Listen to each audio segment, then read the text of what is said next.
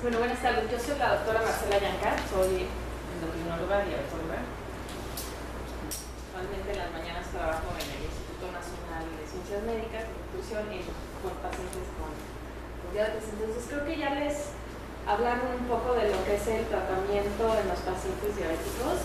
Sí quiero yo reforzar, para mí siempre es muy importante decir que siempre lo más importante de un paciente es la dieta y el ejercicio, ¿no? Esto es siempre 50 al 60% del tratamiento es que un paciente realmente lleve la dieta. Lo demás es el tratamiento con instrumentos orales o lo que queremos dar, insulina, etc., ¿no?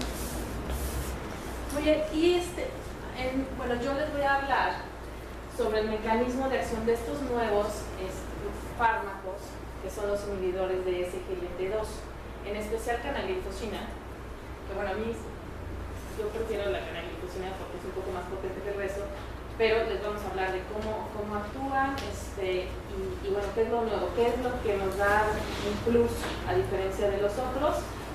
No se trata tampoco de excluir otros medicamentos, no, yo creo que el paciente diabético en general siempre necesita de varios medicamentos y para alcanzarlo, para lograr la meta que es una hemoglobina glicosilada de 7, además de otras metas como son bajar de peso, como es tener la presión arterial normal, etc., ¿no?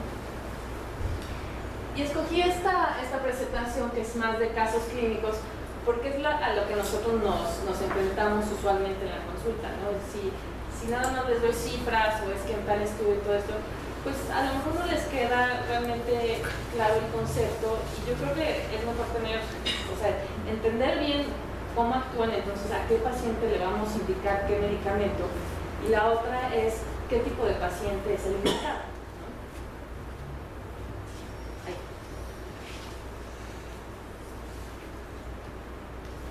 Bueno, el número de personas con diabetes en México se ha incrementado en las últimas décadas. Es una de las principales, de las primeras causas de muerte en nuestro país después de los infartos agudos al miocardio, que en realidad la mayoría de los pacientes que se infartan son diabéticos, entonces realmente la primera causa de muerte es la diabetes, ¿sí? Y en las últimas encuestas de Salud se identificaron 6.4 millones, de los cuales estos son los que están diagnosticados. Todavía hay muchos por diagnosticar. Se cree que el 9.2% de la población adulta es diabética, pero este porcentaje aumenta hasta 14% en los que son mayores de 45 años. O sea que estamos hablando de adultos, pero los adultos empiezan a 18 años, ¿no? Realmente es impresionante. O sea que esto significa que yo creo que prácticamente todos los médicos vemos diabéticos, ¿no? Y bueno, ¿qué es lo que pasa? Que solo el 25% de estos pacientes alcanzan la meta de hemoglobina glicosilada de 7. Y lo que nosotros como clínicos necesitamos o queremos es alcanzar las metas. ¿Cómo? Eso ya dependerá de cada paciente, ¿sí? Pero si tenemos un paciente, lo que queremos para evitar las complicaciones principalmente es tenerlo en metas, o sea, hemoglobina glicosilada bajo de 7, presión arterial bien controlada, colesterol bien controlado, ¿no? Triglicéridos abajo de 150, etc. Entonces sí es alarmante, ¿eh? Y la verdad, y no nada más aquí en México, porque luego decimos, aquí en México somos pobres, también en Estados Unidos, pero yo creo que también tiene mucho que ver obviamente con el apego del paciente, o sea, hay varios factores ahí, pero sí en México sí estamos un poquito más abajo. En Estados Unidos creo que las metas son de un 40%, ¿sí? Tampoco es que estén tan altos. Entonces, un poco buscando soluciones, o sea, de por qué no alcanzamos estas metas. También es que tampoco no hay un fármaco ideal y se buscan respuestas a tener un fármaco que a lo mejor abarque otros sitios de acción, ¿no? Y que con esto nos ayudemos al paciente a llegar a otras metas. Y esto es muy, muy interesante. Bueno, a mí la verdad me fascina cómo actúa en general la fisiopatología de la diabetes, pero en el paciente normal nosotros sabemos que empiezan a tirar glucosa por la orina a partir de un umbral de 180. Cuando una persona sana empieza a tirar glucosa es porque la glucosa está arriba de 680, ¿no? Entonces, ¿qué sucede? Que los inhibidores, bueno, el SGLT2 es un cotransportador de sodio-glucosa y reabsorbe la glucosa en un 90% en el túbulo proximal contorneado. ¿Sí? Este es en un 90%. Y después el 10% restante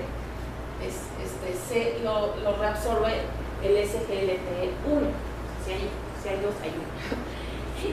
No es tan... El SGLT2 es exclusivo del riñón. Que en sí, o sea, también muchas de las preguntas que luego me hacen es que si estos medicamentos dañan el riñón. No, como pueden ver, no actúa sobre el glomérulo, que sería donde pudiera tener algún daño, sino más bien sobre el túbulo proximal contorneado. Exacto, sobre el túbulo, ¿no? Y este es exclusivo del túbulo contorneado proximal. A diferencia del SGLT1, que ese también se encuentra en el intestino. Entonces, de ahí que siempre pasa la glucosa en una persona normal, pero se reabsorbe y regresa al cuerpo sanguíneo. ¿Qué sucede? Que este es un mecanismo de defensa del cuerpo para que cuando se suba la glucosa, pues le empiezan a tirar por la orina. Entonces, nosotros vemos un examen general de orina y decimos, pues, esto ya tiene glucosa, ya seguro está muy descontrolado, lo cual es cierto, pero es un mecanismo de protección. En realidad, o sea, no le hace daño que esté la glucosa en la orina, pero sí significa que el paciente está descontrolado.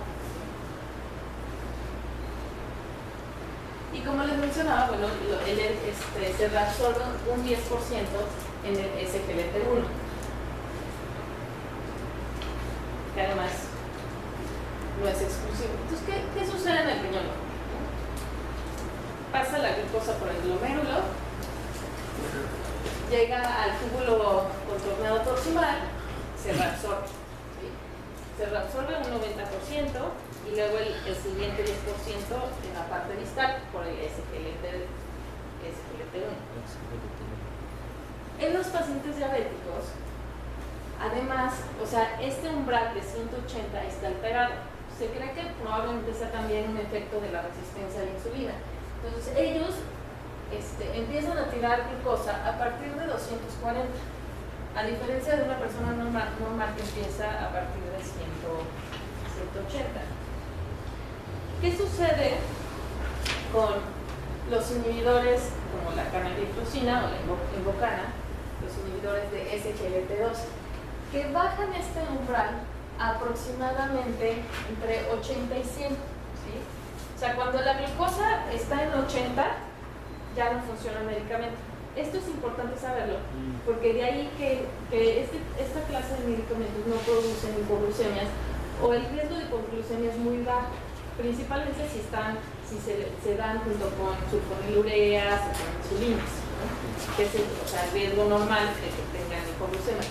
Pero es muy bajo porque ya el 80 ya no te dejan de actuar, ¿sí? Entonces lo que hacen estos medicamentos es bajar el umbral a 80.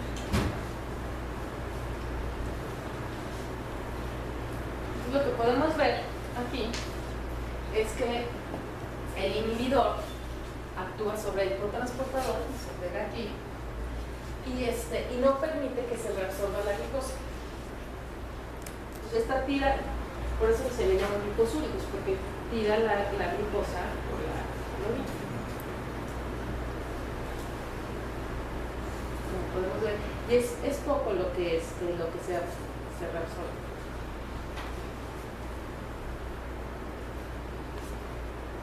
Entonces, lo que creíamos antes, que la glucosa en la orina siempre fue señal de mal control, que en realidad es más bien un mecanismo de defensa del cuerpo, ahora pues, se les decidió, pues vamos a utilizarlo a nuestro favor, ¿no? Entonces, de ahí que se empezaron a diseñar estas nuevas moléculas para el control de la diabetes. La inhibición reúne las necesidades, o varias de las necesidades no satisfechas del paciente diabético. ¿Esto qué es? O sea, que buscamos siempre medicamentos pues, que no produzcan hipoglucemias, que complementen la acción de otros agentes antidiabéticos, porque también se puede utilizar junto con metformina, junto con sulfonilureas, con cloralitazona, o sea, en realidad se ha probado el medicamento o esta clase de medicamentos en toda clase de escenarios. Promueve, y algo que es extra y que es de gran beneficio, es que promueve la pérdida de peso, mejora la presión arterial sistólica, y esto pues obviamente también mejora recuerden que la principal causa de muerte en los diabéticos son las enfermedades cardiovasculares. Estas solamente se previenen, no con el control de la glucosa, sino con un buen control de la presión arterial, con un buen control del colesterol, con un buen control del peso. Entonces, de ahí que este tipo de medicamentos, además, adicional al control de la glucosa, que son hasta cierto punto bastante potentes, pierden peso. ¿Por qué? Porque tiran glucosa por la orina. O sea, al tirar glucosa, 1 gramo de glucosa equivale a 4 kilocalorías.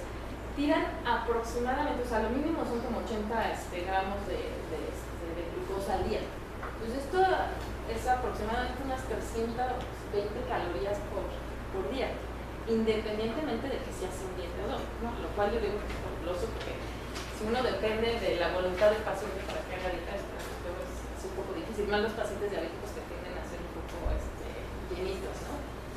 Entonces, es una manera de perder peso. Y también a la hora de disminuir, o de jalar glucosa por la orina, esto también hace que disminuya un poco el volumen intravascular, y de ahí que también se baja la presión arterial sistólica.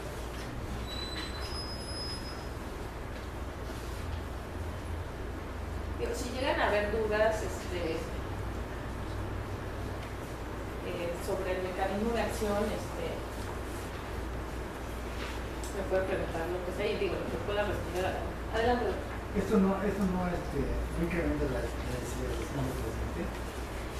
Sí disminuye, bueno, en realidad lo único que se ha visto es que aumenta una micción más en los pacientes que lo utilizan.